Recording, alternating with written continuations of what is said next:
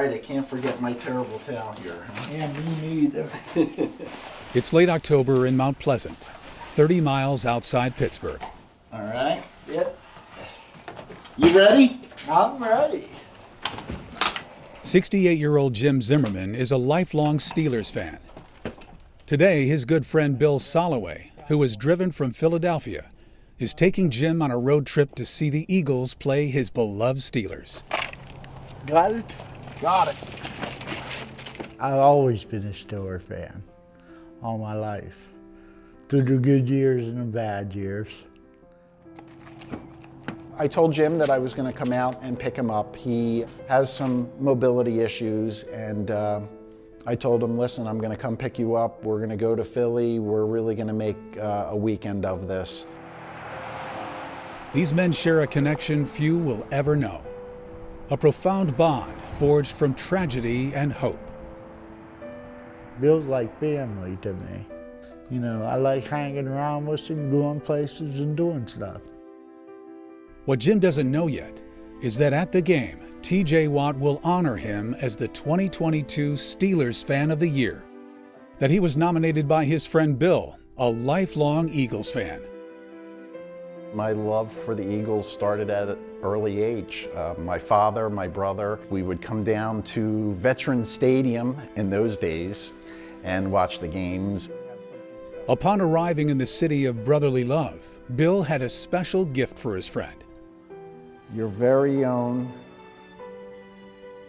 T.J. Watt jersey. Thank you, man. The last time he was in Philly was when he got the call about James, and he raced across to Philadelphia. James is James Zimmerman Jr., Jim's son and only child. James was born 1976, August 2nd. And that was probably the best day of my life, you know. I was so happy. Always wanted a son. He played football and stuff, and I used to coach Little League. He played Little League and stuff. He wrestled in high school. And after high school, James had the calling to serve his country. My father was in the military, and he just wanted to go join the military. He joined the Marines. He wanted to be tough, I guess. He was tough.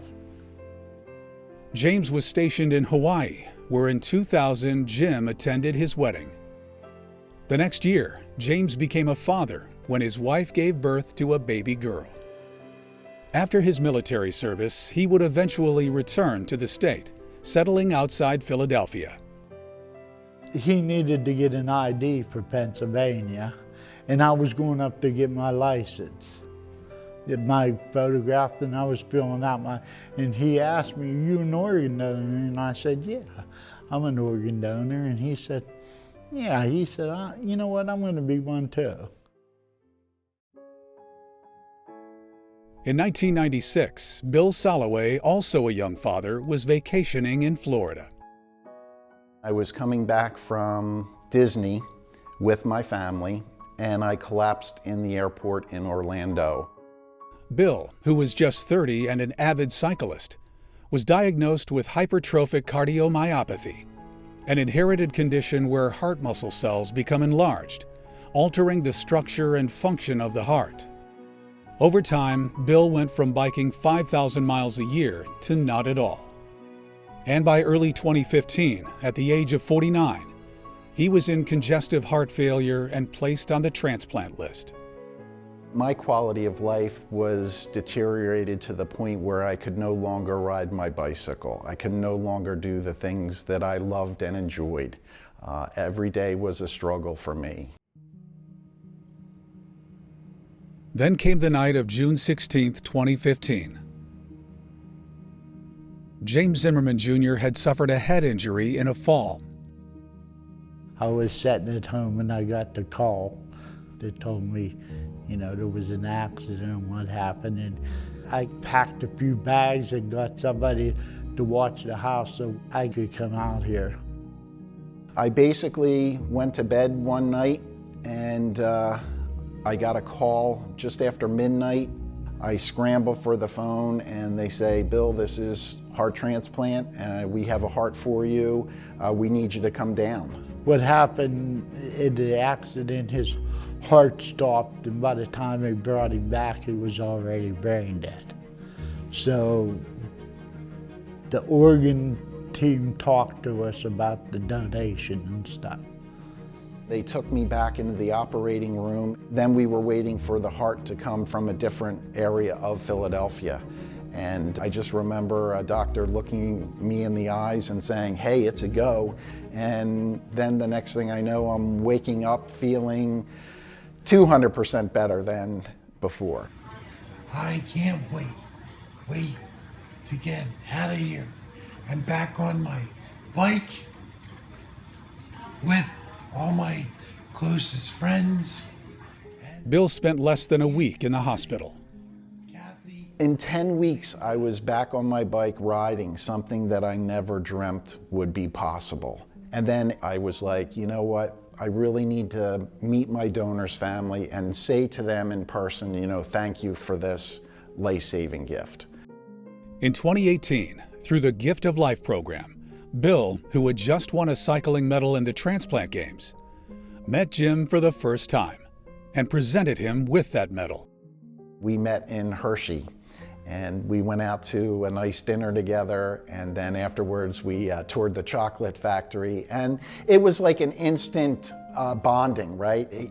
Jim really felt like family from day one. Bill's a real good guy, I tell you, because after my son passed, for the first couple of years after that, I really didn't care about anything, you know, and I was so glad to meet Bill. Ever since day one that I met Jim, he always had some kind of Steelers clothing on. The very first day we met, he had a Steelers jacket on. He had mentioned that the Steelers jacket that he was wearing was a Christmas gift that James had given him the year of his passing. So it was even more sentimental to him. And he told me that, you know, growing up as a kid, his father, you know, never took him to a game, and he always wanted to do that. And he made it a point to even say, you know, I wanted to break that cycle. I wanted to be able to spend that time with James. And that's where I said, well, James is going to take you to a Steelers game. And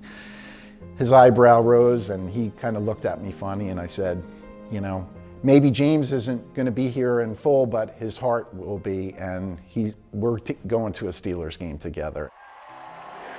So in September, Bill took Jim to his first Steelers game, the home opener against the Patriots. Just to take that whole experience in was just amazing, and Jim took it all in. I was happy. I was thrilled to death. I thought, at least I'm going to see one Steeler game in my lifetime. Shortly after, Bill nominated Jim as the Steelers Fan of the Year. Every fall, each NFL team selects their Fan of the Year following online nominations.